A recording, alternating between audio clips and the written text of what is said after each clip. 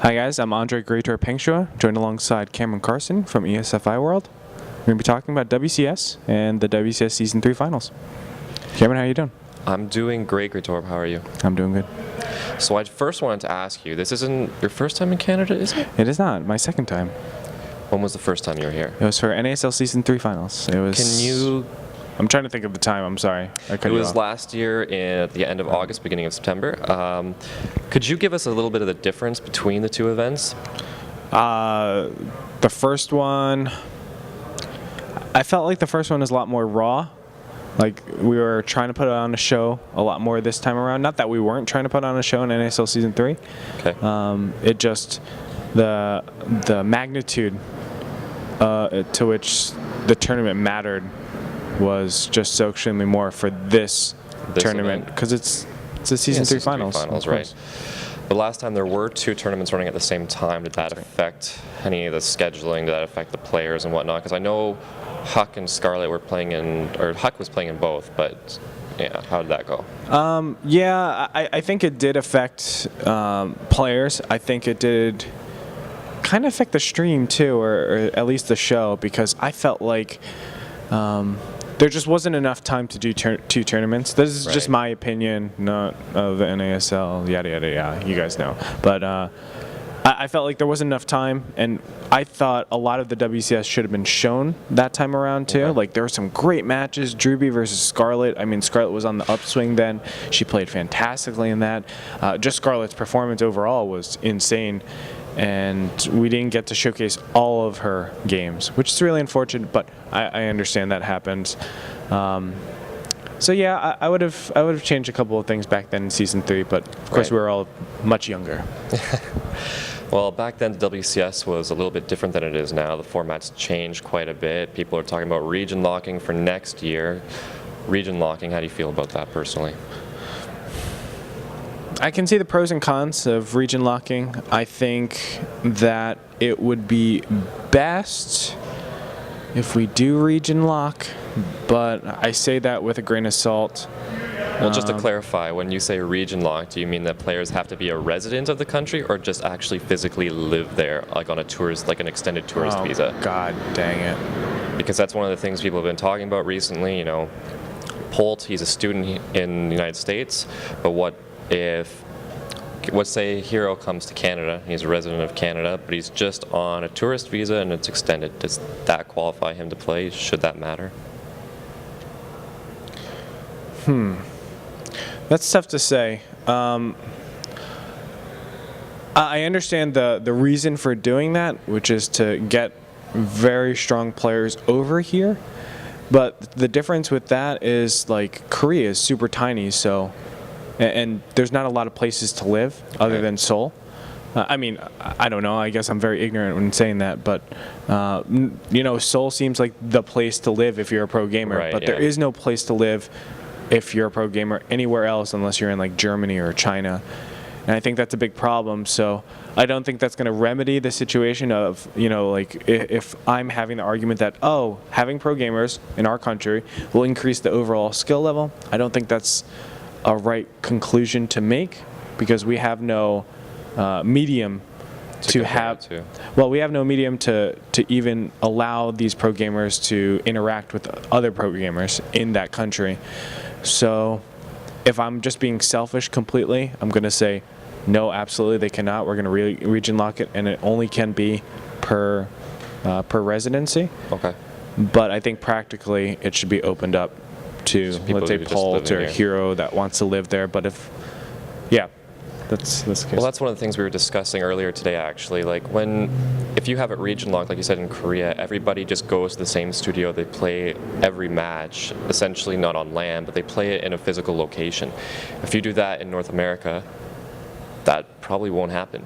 Not every player is going to move to New York. Like Polt, he's lucky he gets to play from North America already, and he's here full time, but he's in Texas. What if they locate it at the NASL headquarters? Is he going to have to fly in every week to play his match and then fly back home for school? Like, is that realistic in that sense? It's not realistic.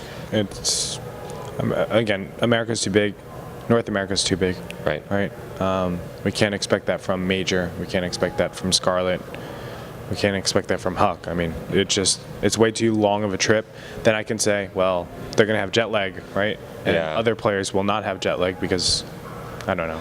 Well, it's only 3 hours, I guess, max. But still, I just don't feel that that should be a requirement if ever that happens. Okay. But for a round of 8 and forward, you think it's good to have them on physical location?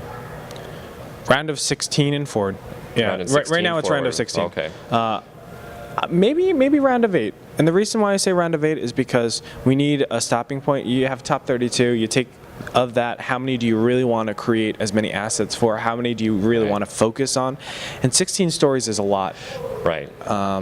Like we at NASL, like we script our own segments and everything. We're trying to put out content for these individual players, and it gets unmanageable. And if we lessen that count, I think it's going to be a lot easier for us to just work on the players a lot more, go into player profiles a lot more, not only what they do outside, we can see like what they do inside the game that's so much different than any other player, which honestly, like, I'm pretty positive that a large population don't know the difference between major Terrans or major Zergs or major Protosses in the scene. And it's because it's really hard if you don't have like a diamond or higher level of understanding, right? Yeah. So if we could shed light on that, that would be so much cooler. If we could shed light on, all the personalities. Hyun is like one of the funniest Koreans I've ever met before, but we didn't know about his personality until maybe the last year. That's really like a shame. Spider Hyun. Yeah. Yeah. Well, talking about the storylines, like that was Blizzard's entire objective, essentially, when they set out to do this new WCS format, was to make one storyline that the fans could follow from start to finish. Do you feel like it's actually realized that goal? Yeah. Like, do you think there is a set storyline that people can follow and say, you know what, I've followed these players, they've gone through the seasons, and I can relate more to Hero, I can relate more to Sue or Deer? I really do think so. I mean, even the Korean players, like, they have their own separate region. EU has their own separate region, but I can still look over and see, like, okay, his path to get here makes a lot of sense. I can kind of feel his storyline. Like, I've been a huge MMA fan here, and it's because of his story all the way to the finals, where he won it in WCS EU. Right. It was really compelling to me. Right. The only games he lost was to the same cheeses, Stargate cheeses. Like, that's really cool to me. The fact that he's playing so solid, he's back from everything, and the EU guys put a good show on to really let a lot of these storylines be known, especially the Koreans too. They do a great job. I think it is. Some people might say it's convoluted a little bit, and I would say, it's a lot of people. Right. As we went back to, it's a lot of people. You have 16 because 16 go to the main finals, right, for each region, except GSL. But let's just say 16 times that by 3. You're looking at 48 players. That's a lot to follow. So, I mean, obviously, slimming it down a little bit would be best. But I think from Blizzard's point of view, it was their first year that they're doing WCS. You have to shoot in the dark first, and then find relative means and go from there. But what about players like Scarlet in the past, where she went to IPL 4 or 5, and she just shot up from nowhere, and she was beating Koreans, and people were like, "Wow, who is this person?" She just came from nowhere and completely just destroyed the scene like that. This current WCS format doesn't really allow for that, because you have to go through Challenger, then you have to make it into Premier, and like players like Deer, like if he doesn't make top 4 here, I believe, he doesn't actually even get to qualify to go to BlizzCon. Is that really a good storyline to follow? That's interesting too, because you have two sides of that, right? We need turnover for sure, because it is so, I wouldn't say frustrating, but in the lines of that, frustrating to see the same, like, that person shouldn't be there. They're just there because they got lucky in Premier League last season. Right. They're here again in Premier League. Maybe they got a good bracket again. They're going to be going into the next season as well. Or they're on the brink of challenge and they got a good challenger bracket or challenger groups, whatever it might be.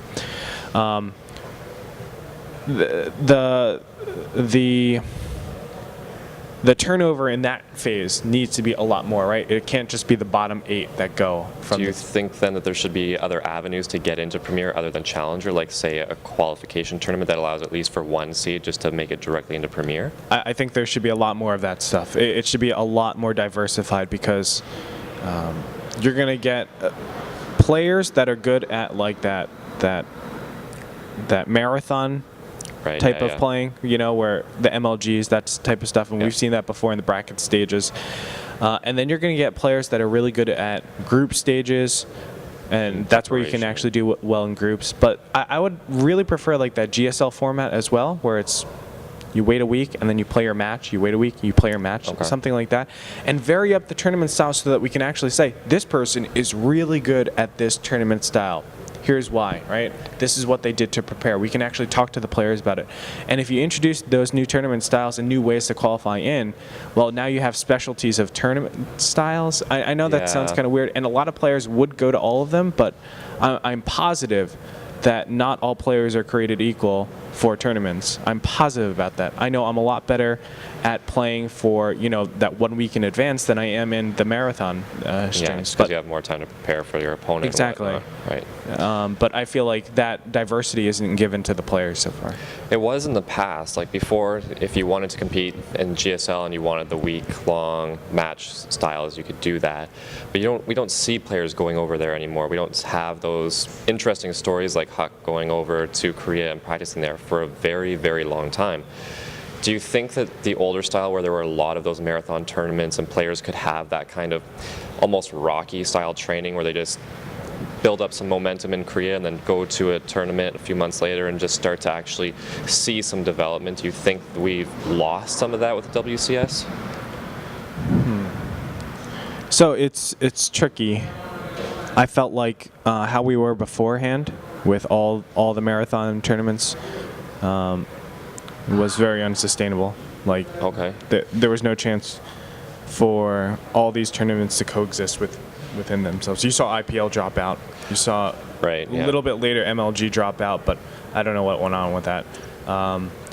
We were teetering on the fence as well with NASL.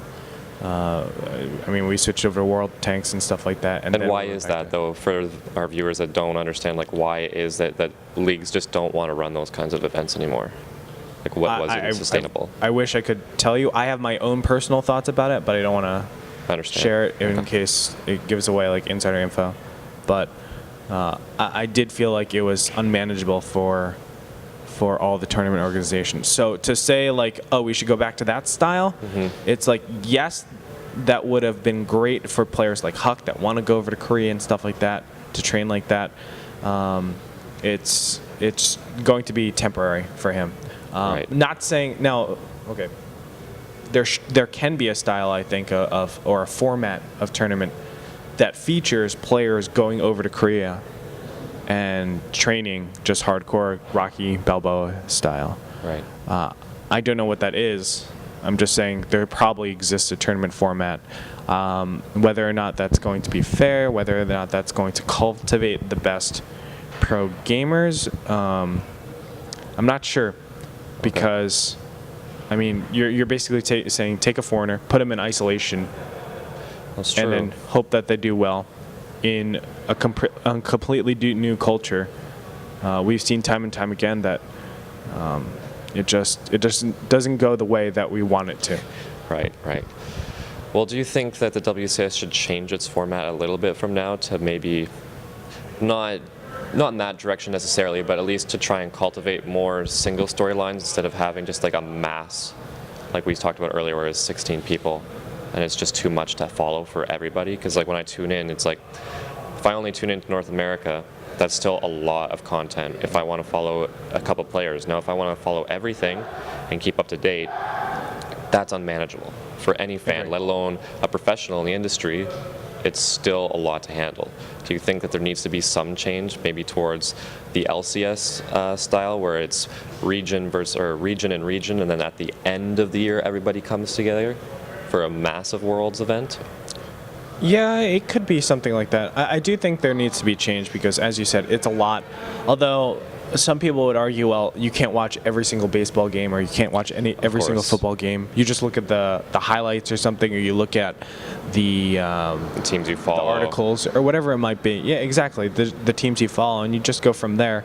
And maybe we have to move over to a stage like that. I guess the problem is people don't watch StarCraft 2 for individual players, I think, nearly as much. Okay, that's wrong, but like when People don't follow a they want to single see a player. show, okay? They look for the amount of good players in Right. there rather than their favorite player. Everybody loves Pult here, but everybody wants Pult to be playing against really strong players to have good storylines. So it has to be Jaedong, blah, blah, blah. Right. So if it's lesser, like B-teamers, right, it's going to be not nearly as exciting. Yeah, we're going to expect Pult to win it type of deal. It's like, it's not nearly as fun.